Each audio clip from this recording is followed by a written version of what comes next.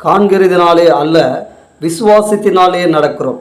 வேதாகம வசனம் 2 கொரிந்தியர் 5ஆம் அதிகாரம் 7வது வசனம். நாங்கள் காண்கிறதினாலே அல்ல, விசுவாசத்தினாலே நடக்கிறோம். இந்த வசனம் அப்போஸ்தலனாகிய பவுல் கொரிந்து சபையில் இருந்து விசுவாசிகளுக்குத்தான் எழுதுகிறார். கிறிஸ்தவர்களின் வாழ்க்கை இந்த உலகத்தில் காணும் நன்மைகளை மட்டும் நம்பி வாழும் வாழ்க்கை அல்ல. தேவன் வாக்குத்தத்தம் செய்திருக்கிறார். நித்திய ஜீவனையும் பரலோக மகிமையும் நம்பி வாழும் வாழ்க்கை என்பதையே அவர் கற்றுக் கொடுக்கிறார். இன்று பலர் தேவனை தேடுவதற்கான காரணம் என்ன? வேலை கிடைக்க வேண்டும், நோய் குணமாக வேண்டும், கடன் தீர வேண்டும், குடும்ப பிரச்சனை சரியாக வேண்டும் என்ற எதிர்பார்ப்போடு சபைக்கு வருகிறார்கள். தேவன் இவைகளை கொடுக்க வல்லவர். அவர் பல நேரங்களில் கிருபையினால் அவற்றை கொடுக்கவும் செய்கிறார். ஆனால் அவைதான் விசுவாசத்தின் அடித்தளம் ஆகிவிடக்கூடாது.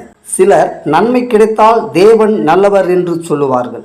எதிர்பார்த்தது நடக்கவில்லை என்றால் ஜெபம் குறையும், சபைக்கு வருவது குறையும், தேவனை தேடுவதும் குறைந்துவிடும். இப்படிப்பட்ட விசுவாசம் இது காணப்படாமல் வருகிற விசுவாசம் கிடையாது.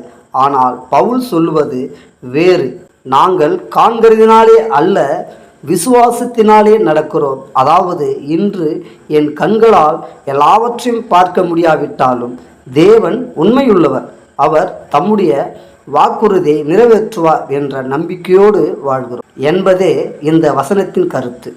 தேவன் நமக்காக வைத்திருக்கும் மிகப்பெரிய ஆசீர்வாதம் இந்த உலக ஆசீர்வாதங்கள் மட்டும் அல்ல. பாவ மன்னிப்பு, அதாவது ஆண்டவர் இயேசு கிறிஸ்து மூலமாய் நமக்கு பாவ மன்னிப்பை கொடுத்திருக்கிறார். தேவனோடு வாழ்கிற உறவை கொடுத்திருக்கிறார். பரிசுத்த வாழ்க்கை, நித்திய ஜீவன், பரலோக மகிமை, ஆவிக்குரிய ஆசீர்வாதங்கள் மிக பெரியவை. இவை எல்லாவற்றையும் தேவன் இயேசு கிறிஸ்து மூலமாய் நமக்கு கொடுத்திருக்கிறார். அவை இன்றும் கண்களுக்கு தெரியாது, ஆனால் அவை நிச்சயமானவை. ஆகவே உலக நன்மைகள் கிடைத்தாலும் தேவனை பின்பற்றுவோம், கிடைக்காவிட்டாலும் தேவனை விட்டுவிட மாட்டோம். ஏனெனில் தம்முடைய விசுவாசம் காணும் காரியங்களின் மேல் அல்ல, கிறிஸ்துவின் மேல் இருக்கிறது. எனவே நாம் நம்மையே ஒரு கேள்வி கேட்போம். நான் தேவனை தேடுவது அவர் தருகிற ஆசீர்வாதங்களுக்காகவா அல்லது அவருக்காகவா? உண்மையான விசுவாசம் சூழ்நிலை மாறினாலும் மாறாது. ஆசீர்வாதம் இருந்தாலும் இல்லாவிட்டாலும் கிறிஸ்துவே எனக்கு போதும் என்று சொல்வதுதான் உண்மையான விசுவாசம்.